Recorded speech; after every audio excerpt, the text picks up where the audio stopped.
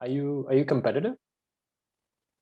I am not competitive. I'm not competitive. I do think I'm driven in certain ways. So I think I will often set challenges for myself in some way. They might be fairly arbitrary. They might not be the kinds of challenges that most people set.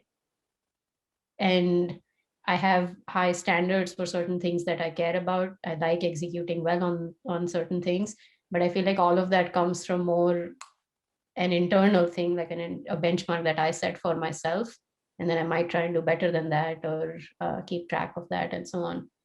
So yeah, I think there is a drive, but it's not from external entities. Yeah, I don't think it's influenced by external entities. I guess there's a little bit of a nuance there. So for example, when I might look at people as role models, and so when, for example, when we first got our tenure track faculty position at Virginia Tech, I remember thinking about who are the other assistant professors who are 4 or 5 years ahead of me, for example, people like Kristen Grauman, and others, and I would look at what is it that they have done and what have they gone after and what are sort of things on their CV that to me that stand out to me, and I will make a note of that, and I'll make sure that I go after those things as well. But I don't think it comes from a sense of competition. I think it comes more from, like in this case, thinking of someone as a role model. Are you competitive, Ray? Sure, just I don't know, extremely so. But so I think we've actually had this discussion before. I'm not quite sure I'm comfortable with all this stuff being online, but that's okay. We had this discussion. I think vision people are much more competitive than NLP people. Interesting. I thought, remember, we had some discussion about this at EMNLP when it was here in Austin, because that was the first time you guys came to an NLP conference, right? Mm-hmm. Vision people, they have these benchmarks, it's an image like, oh, we got to get this percentage on that, I find vision people are more competitive than NLP people. NLP people are more like, wow, that's a cool language problem. What have you been working on? And they're less, I usually call this, leaderboard chasers or whatever. Now, unfortunately, deep learning has even turned NLP people into leaderboard chasers, which they weren't historically as much into, right? But they caught that from you guys. It's like this disease. I actually do say deep learning is a disease, and I got it from vision people, and it spreads more rapidly than COVID. Yeah. I think the story that I was off on sabbatical at Microsoft, and my student Shuba was staying in the Bay Area with her husband, and I said, "Oh, use this time to spend some time with the Berkeley folks that we've been working with Trevor and his group." So she spent one day a week over Trevor, and this is the fall of 2014, and she caught deep learning fever dramatically during that time, which, unlike catching COVID, is largely a good thing. And she came back and contaminated my other students with deep learning fever. And, to a large extent, it's been a good thing, but I think there are downsides of this era that we're living in. And I usually say this, I lived through the AI boom period of the 80s when I was a grad student. And so I've been through that. I've been through all the seasons and been through winter. So one of my lines now is AI winter is coming. Not quite sure. You got to watch Game of Thrones to get the joke on that one. Yeah. But AI winter is coming. I don't know when exactly. And I'm actually sort of looking forward to it because this period is just crazy, right? There's too much stuff going on. It's like the number of papers that are getting submitted are extreme. The reviewing quality has gone to crap because of that, because we don't have enough reviewers to review all these papers that are being submitted.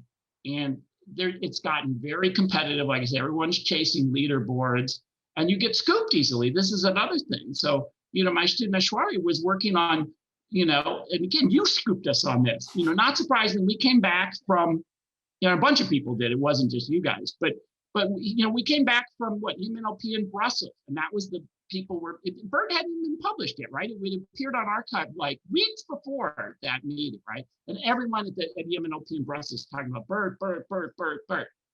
So Aishwarya was there. She had a paper there, and she started talking to me. What if we did this BERT type thing on language and vision stuff, right? And then she started working on it when she got back. But then by the time she was starting to get something, boom, you look on arXiv the next day, there's like 10 papers on how to use transformers to integrate language and vision, right? And it's, crap, I knew we were going to get burned on this, right? So it's like, it's so easy to get scooped too. So that, you know, it's great that we're having all these new people rush into the field. There's all this activity. There's been a lot of progress, but it doesn't lead to the most thoughtful, you know, and scientifically rigorous progress. Yeah, makes sense. And I agree with you. I can't imagine another field or a justification for why there have to be 10 vision and language board papers. I can imagine the value of diversity and maybe 2, 3, but 10, yeah. Well, yeah, I mean, you know, we all work on things that excite us and look like they're promising at any given point. So, I mean, obviously, I would never say that people don't have the freedom to work on what they desire, but it's the craziness of the time we're living through that you really have to find some niches where you, because that's actually terrible. And you know, when I tried to start in this, I said, hey, you know, you're likely to get scooped on this because this is not like rocket science. I'm sure other people are working on this. You know, cross-modal attention, and we sort of discovered that idea like 10 other groups did, right? Duh, you know, you know, so, you know, we knew it was risky going into it, but yeah, so I mean, again, I don't want to be too negative about all of this. I think there's a lot of benefits to the boom and the craziness we've been going through in deep learning fever, but there's also there's a lot of downsides to it as well. Are you competitive, Danny? I think it depends on what. I think there's lots of things that I'm not competitive. Like we could play a game and, you know, it's for fun and so what, and like there's nothing that. I think sometimes I'll run into something where it's like, like I think there's some strategy to that game or something, and I really want to figure it out, and like, you know, I might want to play again if I lose, and maybe if I lose again, I'll want to play again, and like sort of that maybe is the manifestation of some amount of competitiveness. Are you competitive, Youngin? I'm actually very, very not competitive at all. I really don't think too much about what others do that are similar to what I do, and then I try to stay ahead of them or anything like that. I don't really worry about it. I do worry a lot about what others might think of me. So it's not really about the competition against others, but you know, it's like the competition against myself perceived by others kind of thing. Yes. Interesting. Are you competitive, Roosevelt? Competitive. Sometimes yes, sometimes no. It like really depends. Really depends on the contest. On the context. So sometimes it's yeah. It depends. It depends. Like but usually on average, no. I'm not a competitive person. And yeah, if like somebody wins a competition or like does something, it makes me happy that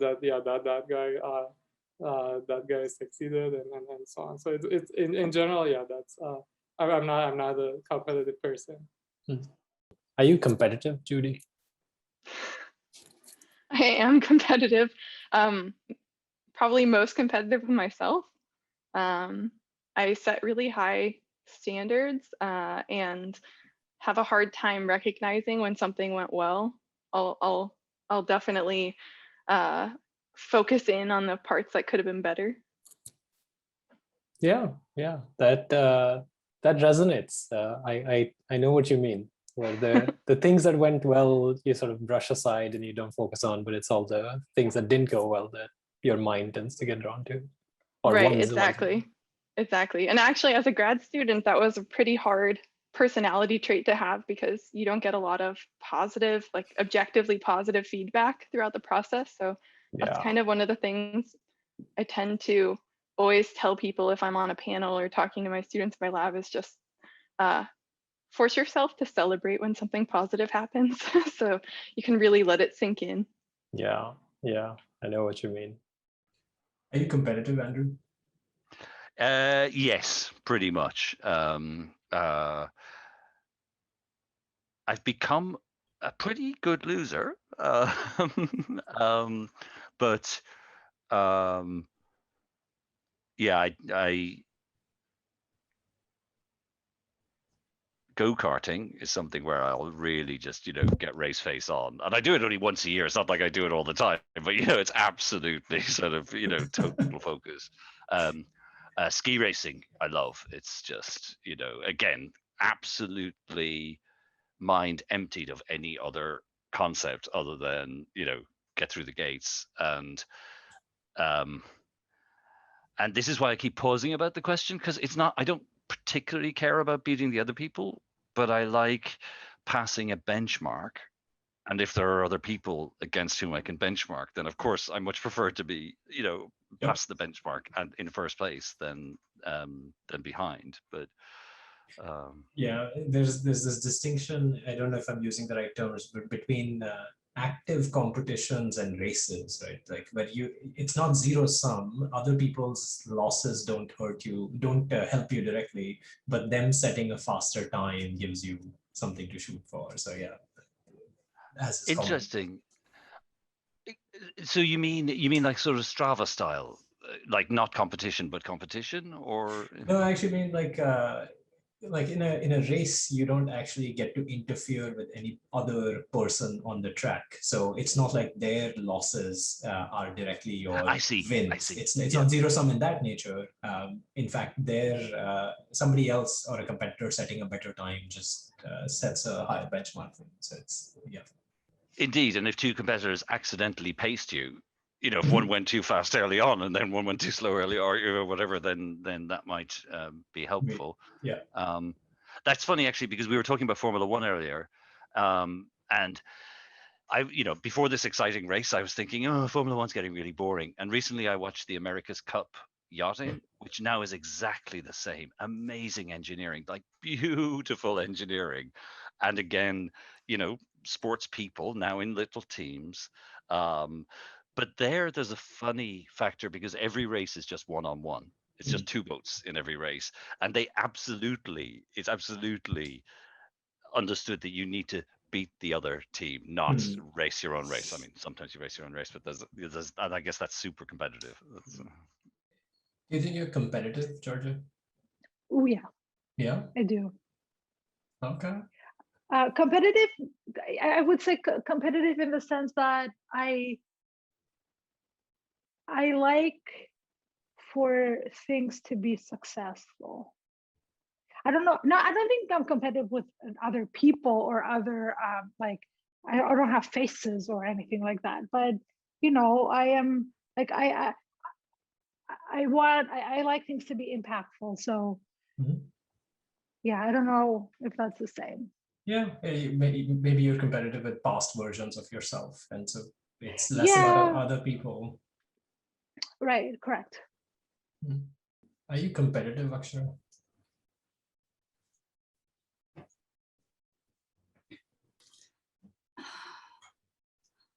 See, all of these questions, I feel like there's no black and white answer. Which is fine. You can respond with a contextual explanation and an intermediate response. But I feel bad because I feel like I'm copping out on all the questions so far. But I think I'm not competitive. I would say that, there are times when I do, I guess, more than competitive, I have the habit of comparing myself to other people. And like that is a bad habit basically, which I want to overcome. So yeah, I would say not so much competitive as kind of insecure with regards to other people sometimes. Makes sense. Yeah. Are you competitive, Rob? That's a very interesting point. I think I am. I don't necessarily, well, I mean, again, I grew up in India and went through all these competitive exams and so on. If I'm not mistaken, you probably went to JEE too. Same. So actually, in fact, one of the things that helped me was, in fact, I didn't know the whole JEE myth when I just took it, because I was one of the first people to have taken it from my town and so on. But I think in general, sort of some level of competitiveness is there. But one of the interesting things is I have friends who are so much more competitive that I think it's almost cartoonish compared to me. So I think I wouldn't say that I'm not competitive. My wife thinks I'm competitive. I think I'm not at all competitive with respect to many other people I know. But yeah, it just sort of comes with the territory, I think. So. Are you competitive? Probably, but I don't feel like I am. I don't think I don't feel like I'm ambitious, which I guess relates to being competitive. I mean, I probably am ambitious, but I don't feel like I am, and I don't. Yeah, I don't feel like I'm especially competitive. Are you competitive, Aaron? Am I competitive? Good question. I think in certain respects I am. Yeah, I think I am. Not in all respects, but in certain respects. There's things I care about, and in those things I think I am a little competitive. I don't love that about my personality, but I think I am a little competitive. Yeah. Yeah. For example, I won't, and you know, this is just between you and I and who's ever listening. I refuse now to race my daughter, even at sprinting at this point, because I know she's going to beat me. I just won't do it anymore. Because the last time we raced was like a few years ago, and I beat her, and so she's just itching to race to have a sprint, and I just won't do it until I feel like I have a competitive advantage, which I think will be a very, very long time, if ever, at this point. Are you competitive, Jonathan? I used to be. I used to be more so, and at some point, and I'm not saying I'm perfect at this, but at some point, I decided that was not fruitful. I think that competitive takes two forms. So I think that there are things that I do that would be viewed as competitive. So for example, like, do I think that I have a important vision for sort of the direction of the field or something like this, and it involves, you know, articulated objects that Habitat can't handle. No, no, like, you know, like, so do I have strong opinions about things? Sure, but competitive is sort of different, I think, to me, because competitive is sort of like, I need to win because it's me or something like this, and that isn't, that's sort of, I'm trying to figure out how to, I'm trying to figure out if there's a politically correct way to say this. I mean, okay, I'll just say it like this. That's my father. Like, you know, like my you know, my father views politics, for example, as like sports teams. You know, like he has his team, and he needs to win no matter what. And so his team needs to win no matter what. And that means that what he stands for changes with his team, you know, and stuff like this. So I watched that for a really long time. And initially, I said the reason I used to be competitive is that I think that when you're born into a system like that, you sort of default into like, well, this is kind of the norm. This is the sort of role modeling that I had. And so like he took a leaning to the right, and I took a leaning to the left, and those became we became sort of archetypes for that, and that was the nature of our debates, and that's who we were in this kind of like my team versus your team kind of way. And at some point, it basically became clear that it was hard to be competitive and still maintain an identity. So the person that this is maybe a weird psychoanalyzing of myself / father, but like I watched him drift, and like now believes things that he would never, his former self would never have believed. And I don't mean in a positive sense, because the official party guidelines shifted. And so therefore he had to shift because the team shifted. And that was really uncomfortable to me, or it is uncomfortable to me to sort of have seen all of that, versus sort of being evidence-based or whatever else and being like, okay, well, I was just wrong. And so it's taken me a really long time. Again, I'm not going to admit that, I'm not going to say that I'm good at this, but a lot of practice of saying, I'm sorry and I'm wrong. Like I messed up. And trying to therefore break me of the notion of being competitive or being right. Like, sure, it's nice to be right, but I think the main thing is that, like, if I say, whether it's research or whether it's someone's experience or human rights or whatever it might be, if someone shows me evidence that indicates that I was wrong, like, then I just need to admit that, and I need to change, right? I mean, like, I think that's like, and so that means I think it's very hard to be competitive and maintain a healthy attitude about being wrong. And so maybe that's like a longer, complicated answer, but that's, so I think that's kind of where I'm hopefully making progress on, and hopefully will continue to make sort of progress on, and decoupling that from any sense of self. So this is, I think, related to this question of sort of like, do you experience regret? I think this is like another one of these similar kinds of questions. And I always, claim that what I'm trying to do is live up to a notion that I don't, because you can, if the person that made the decision had no, like, that you did at that time did it to the best of their ability, then you can't regret the decision. Like you did what and so I feel like it's sort of the same thing with competitiveness and being wrong and stuff like this, right? Like that person doesn't exist anymore. That person that was me 5 years ago, maybe I don't agree with them on a lot of things, but like I also sort of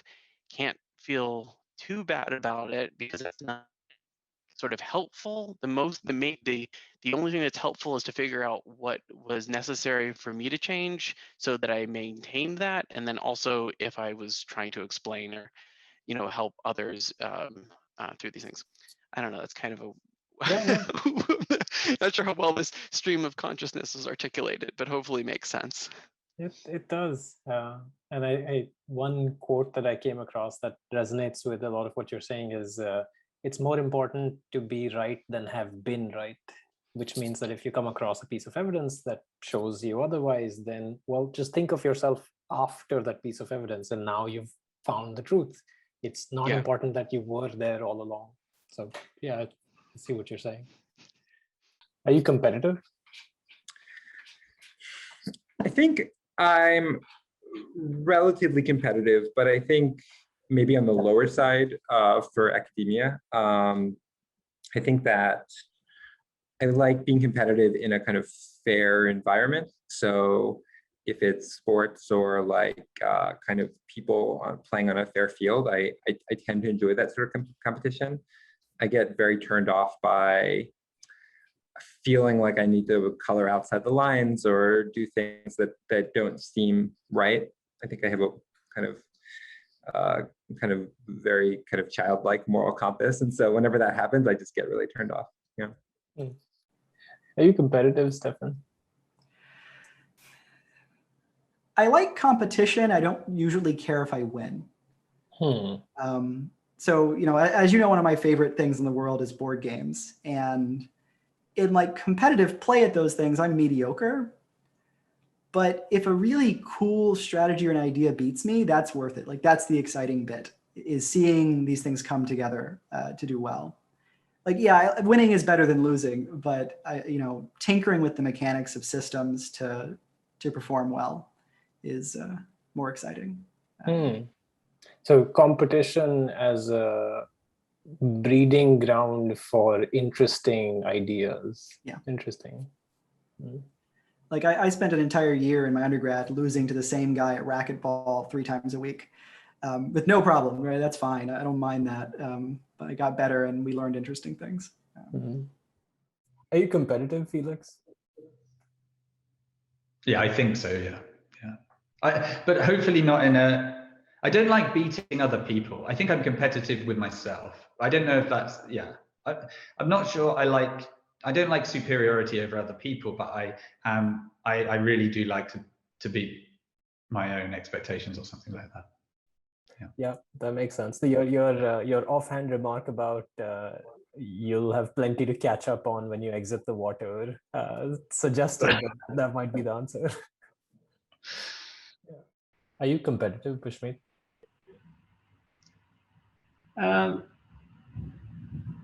Competitive,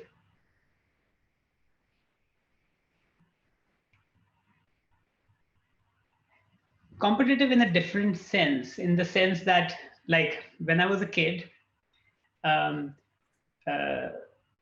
I was a fat kid at school, and but I used to love sports. I don't know how I was fat. I mean, I used to eat a lot.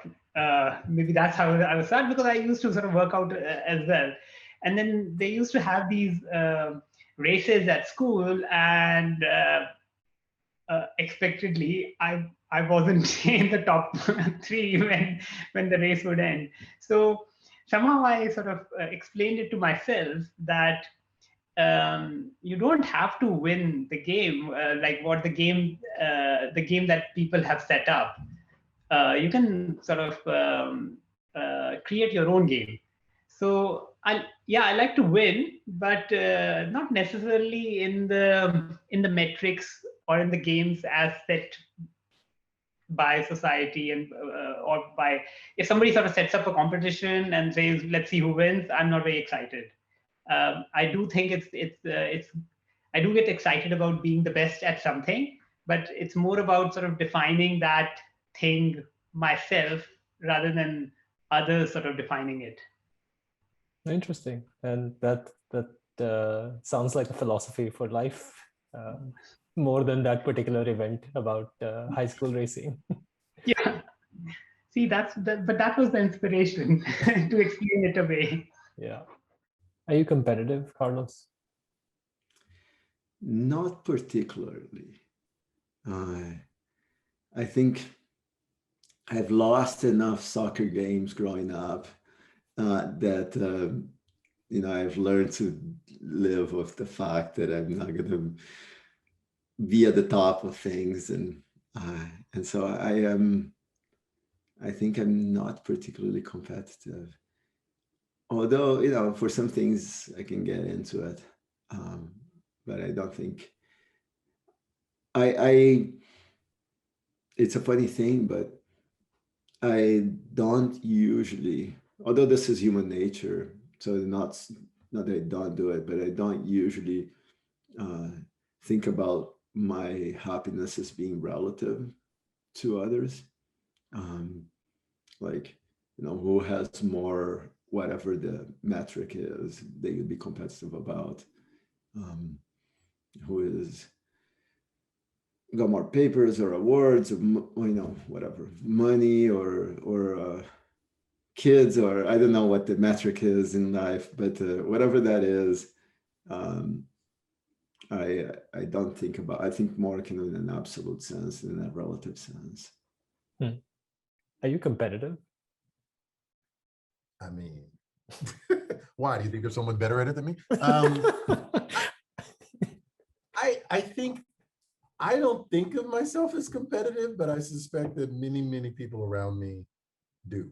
So I'm going to say I like to do well, and that probably seems like being competitive, and so I'm willing to accept the label. But for me, it's mostly around am I doing as well as I think I can do and need to do, right? And it's not about beating someone else. It's about getting to the place where you want to be.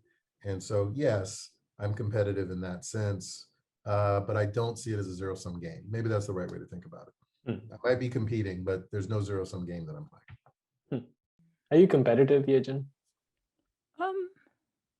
Probably some, and probably I gave up on. I mean, I don't really think much of myself on one hand, and then on the other hand, I want to do as good as maybe. I mean, I don't want to look like I don't deserve the position that I have. So it's like, oh, I have to at least to meet some particular standard, right? But maybe.